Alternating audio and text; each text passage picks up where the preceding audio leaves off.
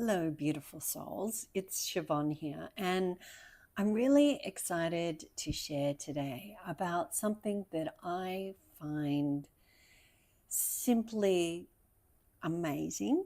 And I would never have really tapped into this if I hadn't have had the amazing clients that have come to me over the years.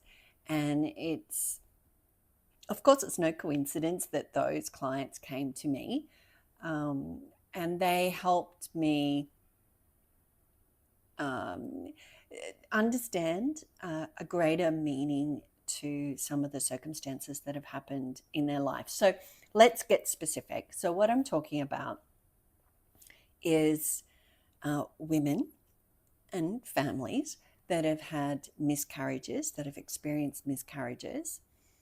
And when I say miscarriages, I mean at any point in the pregnancy, so to speak. So even like IVF embryos that have been implanted into the mother, or even still really in the test tube, once you know that that's your child, that is a living being, then you're connected to it. And if it's your DNA, then it's very much, your part of your energy system.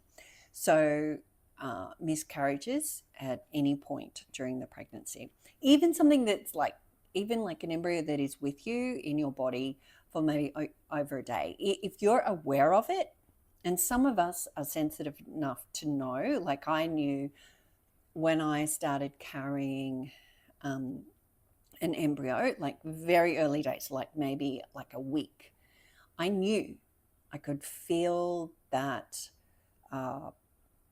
that that baby, that being within me. I felt different. I knew it was there. So it doesn't matter how long. That's what I'm trying to say. So okay, so miscarriages and terminations. So some people call them abortions, but it comes with a lot of stigma, a lot of judgment. So I prefer the term terminations, even though I know that for some also has a lot of meaning and a lot of pain. So I say this word with love. And and as always, there is absolutely no judgment here coming from me because, yeah, hopefully you'll understand by the end of this as to why this is so powerful and why I really want to share it with you all. So I have had quite a few clients over the years that have had miscarriages or have terminations. And first thing I have to say is that experience never leaves the mother. It is always within her consciousness. And what I have seen is that usually it remains unprocessed unless you are able to seek counseling or have some really good friends that allow you to process that experience. And that, of course, includes your partner, whether or not they are able to hold space for you. It's never actually fully processed. And so it tends to, but not always, hold a lot of shame and guilt. So in the case of miscarriages, the guilt can be, what did I do wrong? Like I know in my experience, my twins were very young, and I suddenly knew I was pregnant and I was having a really bad day. And I just thought, how could I possibly have another child when I'm barely coping with the twins that I have? And so it came as a surprise when I felt, like a couple of days later, I felt I felt it was a female energy. I felt her leave me. And then of course, I felt guilty. I thought, well, if I hadn't have had that thought, then the baby would have stayed. But no, that is not always That is a very human way of looking at things. So I understand that guilt, and then the shame that can be built around that unprocessed guilt. So we might have feel guilty in the beginning, and when it's unprocessed, the deeper it goes into our system as unprocessed emotion, we start to carry shame. And shame has a much lower vibrational energy, as we all know, and then that can often lead to disease. So, we really want to resolve this. So, and of course, the same goes with terminations. So, whether or not that is, for whatever reason, your choice, and there are many instances where that it is a necessity of life, that you are not in a position to care for a child, and it might have been conceived out of circumstances that were not ideal, or it could have been a medical termination where the embryo and fetus was not viable, and so therefore it's medically, you as a parent are being medically instructed to terminate. All incredibly difficult circumstances. There is no tier that says that some are better or easier to have to go through, and decisions have to be made in those circumstances. They are gut-wrenching for everyone involved, particularly the mother, and also usually the partner. And so partners also go through their own pain. And I have had partners that have come for sessions with me, and it has come up within their energy healing that there is unprocessed grief, shame, and sometimes resentment about losing that child.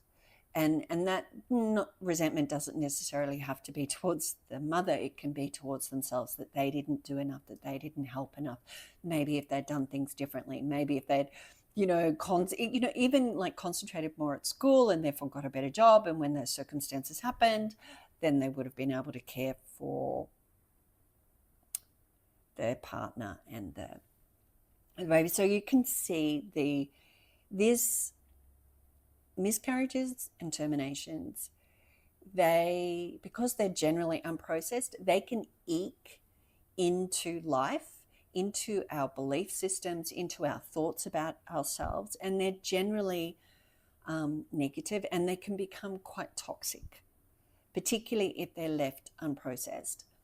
And yeah, so first of all, I just want to say that if you have experienced either a miscarriage or a termination, my heart is with you, and I want you to know that you are loved, that you are not judged, and I truly hope that you find time and space to process your emotions around that, so that you can actually see why you actually had to go through that. Because when things like this happen, often we ask why.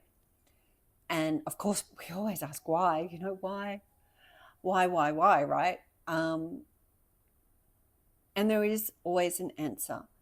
But often we get caught up in our own grief, our own emotions, our very, very much our 3D thinking, that things are supposed to work out a certain way. And that if they don't, then we've done something wrong, or somebody's done something wrong. And maybe, therefore, if we had have done things differently, we would have had a different outcome. So it's a very low vibrational way of thinking, but it is the way that most of the world thinks. So, and particularly when we're in those traumatic circumstances, that 3D thinking tends to be our go-to. And for the people around us who try to comfort, if anybody knows, that is, because often these things are not shared, even within the family, let alone with friends, or maybe one friend or so, but never the family. It's different for everyone. That, it is a very difficult thing to process things when we don't understand why. And so I really hope that what I'm about to share gives you some relief from your grief and from your perceptions that are causing you that you might be able to see things from a different perspective. So here it is. I have seen that always when a being, when a daughter or child comes into the mother's body as an embryo and fetus, that they never leave the mother's energy field. So I don't want to freak you out. It's not a bad thing. It's actually a beautiful thing. And even with children that have died early, like young, when I have spoken to those souls, they tell me, Siobhan, I never intended to be born. I knew that I was going to be an embryo, or I knew that I would get to a fetus level, or I knew that maybe I might get to the age of 2 or 3. But I knew that I was going to leave. I knew I wasn't going to have a life beyond that with my family in a physical form. And so these souls, it's already like in their soul contract, they come in knowing that there will either be a miscarriage, or there will be a termination, or there will be some form of death if they are born. That they were never meant to live a life beyond the one that they had. And this is true. I've seen it even for IVF babies that were like the embryos were implanted into the mum and they only lasted a couple of days. I have seen those souls in the mother's aura. And so my awareness is that they particularly hang out with the mum. They are also in the father's energy field. And basically they wait there. They know that they are a spirit guide for the mother and the father, and maybe even the siblings as well, if they know about it. But they will know about it on some level, even if it's not discussed, even if they don't know, they will be able to feel the presence. So this is, something that when the time is right that you would want to share if there are other siblings, to let them know, because there's a part of them that knows. They know that something is not spoken about. They know that something is not recognized. And so these spirits, these souls, they tell me, I'm meant to be a spirit guide. I am the spirit guide. And often what they say is, Siobhan, please tell my mum, I don't hold any judgment. I don't hold any negative emotion about her terminating the pregnancy. That was always meant to be. Please tell her to stop beating herself up. I don't want that. And what they say is, my mum and my dad's grief is stopping them from connecting to me. But I will wait here for them. I have full trust in them that they are going to one day process their emotions so that they can be at peace with what occurred. And then in that open heartedness that my parents step into, they're going to be able to feel me. They're going to know me. And you may not recognize them as, you were the fifth embryo that unfortunately didn't take, but, you may not recognize them as the child that you lost. You will recognize them as an angel. And I have to say, I'm so emotional speaking about this because they are stepping close and they really want this message to be out there. Because, as women, we don't talk about miscarriage. We don't talk about termination. And, I've had incredibly close friends who have confided in me about their terminations, and I've helped clients. And, my own miscarriage was only after a couple of days. But I know of friends and family who their miscarriages occurred all through their pregnancy. And, it is an incredibly emotional thing, because actually it doesn't matter how long you have that beautiful soul within your physical body, they will always be a part of you, and you will always be a part of them. But these beautiful souls are our guides, and they are just waiting for us to process the emotion so that they can step forward and help you in your life, help you be a parent, help you be abundant, help you to be loving, help you to be content with life, to be a guide for you. That was always their role. That was always their role. And I just find that the most beautiful, beautiful, beautiful way of such tenderness of love, of communicating how important you are to them and how connected they are. And so if we think about it through fifth dimensional awareness or fifth dimensional thinking, that nothing is wrong, everything is always happening for our own growth. When we lose the judgment of what we think should have happened and we accept what is, if we can accept the loss of a baby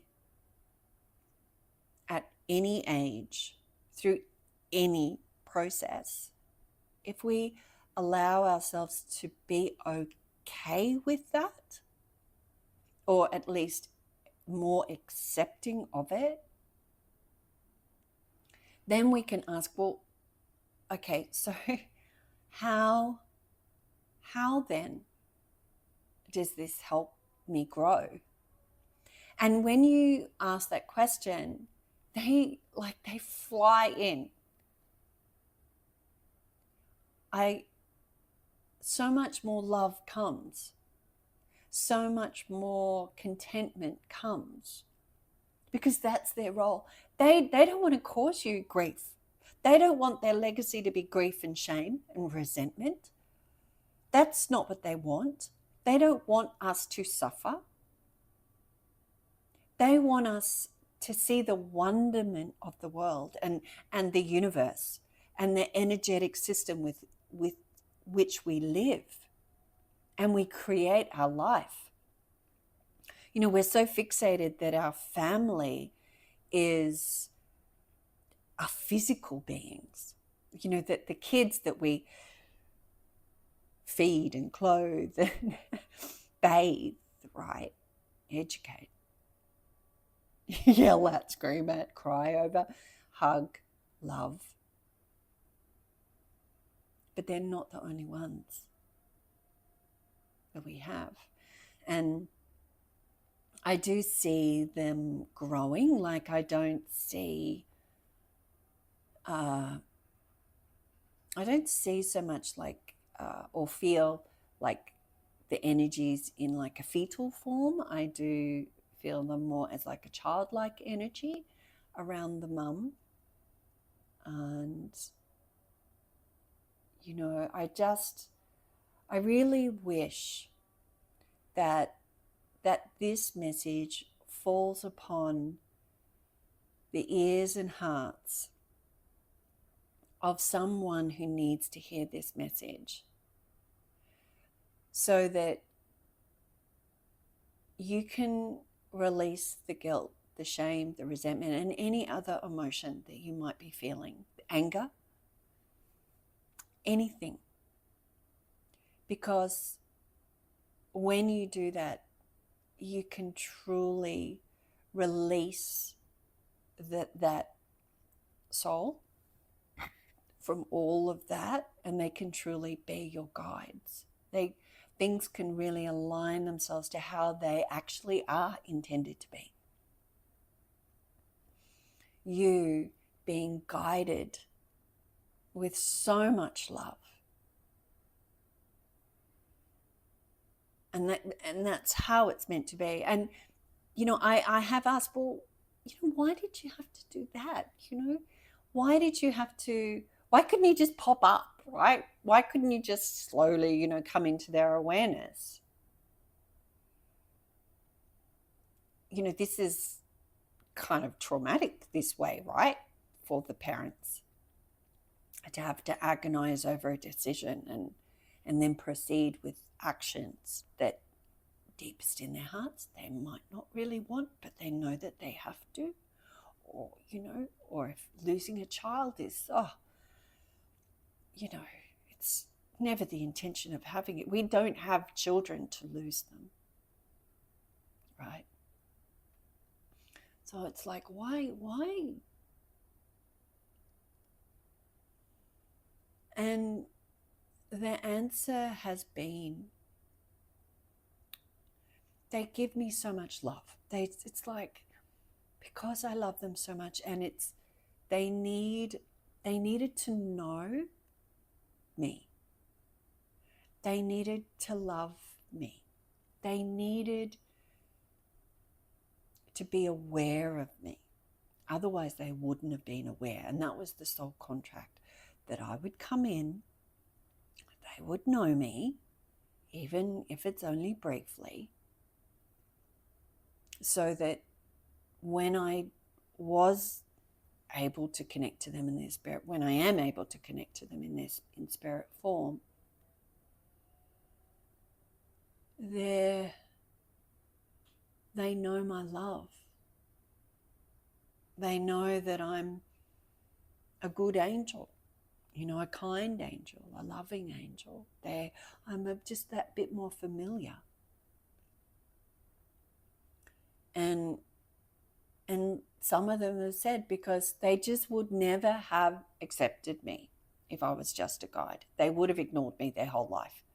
And so we set up this soul contract before we came down onto this earth plane, that this is how I would enter the family system. This is how I would guide everyone. This is how they would know me on the physical form, so that in the spirit form, I would be more familiar to them, helping them become more accepting of it and opening their hearts more. It's never intended to bring suffering. It's only ever to bring more love and more light to you on this human journey.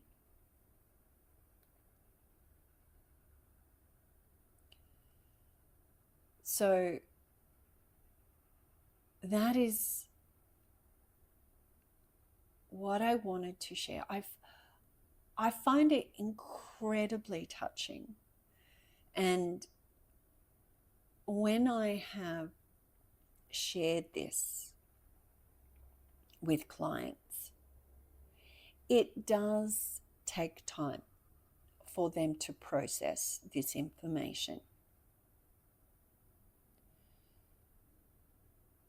There is often a need in some women to feel guilty and anger and shame and to grieve. And you really do need to grieve. And it's hard because often with miscarriages and terminations, nobody knows. Nobody knows. It's an unseen family trauma that isn't really spoken about. And then, the death of a young child is so traumatic that often people don't know what to say.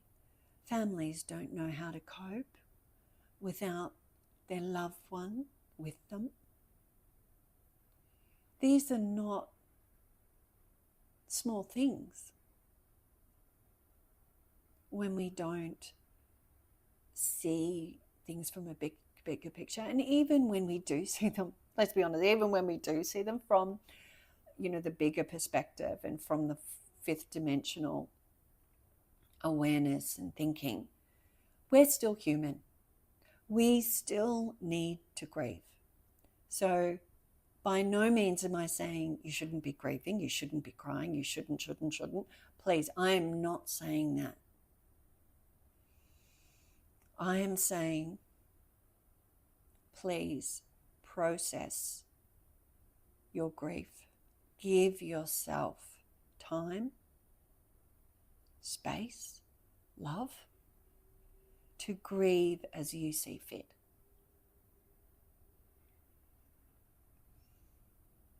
And allow yourself to process your emotions. And for me, that is very much about facing that emotion, acknowledging that it's there, and not suppressing it. Because when we suppress our emotions, they come out at the worst possible times, right? So facing our emotion, knowing that we're carrying it, we definitely feel it, and then letting yourself actually feel it in an appropriate time and space, and either on your own or with a counselor or with a family member or whatever is right for you, to let yourself feel it, really feel it. That is the way that we process, without judgment, without rejection, allowing ourselves to feel the emotion that sits within us. And there are a couple of like, not tricks, but strategies to help you process. And one is to breathe slowly and deeply as you feel the pain. And even if you have to breathe for an hour, slowly and deeply, as you allow that pain to be there, that's what you have to do. Because none of us want to carry that grief. None of us want that pain so acutely in our lives. So breathing slowly, deeply, as you feel that pain, is key to processing it. And, you can talk about it and journal it, and all of those things help. But true processing involves being in the present moment, acknowledging and feeling whatever emotion it is, unbearable grief, whatever it is, and breathing through it. And I promise you, as you do that, you are going to survive.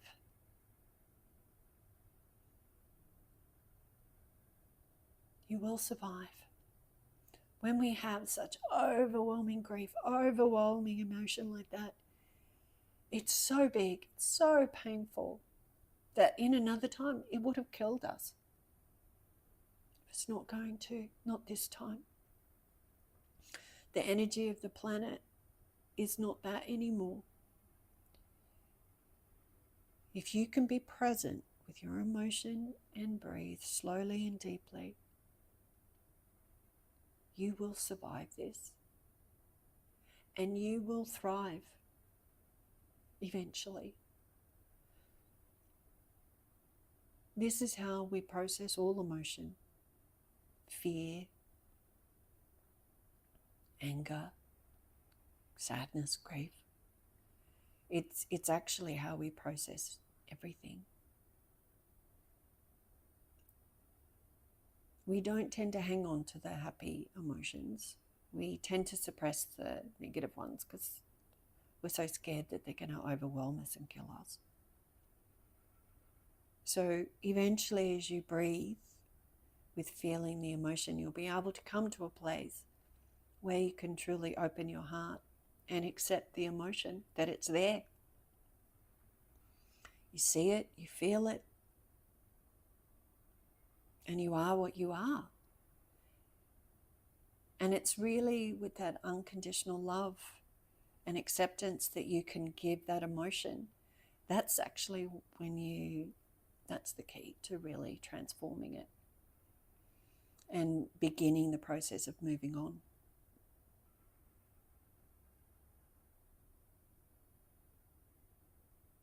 And it's a process that, emotional processing is something that we really need right now.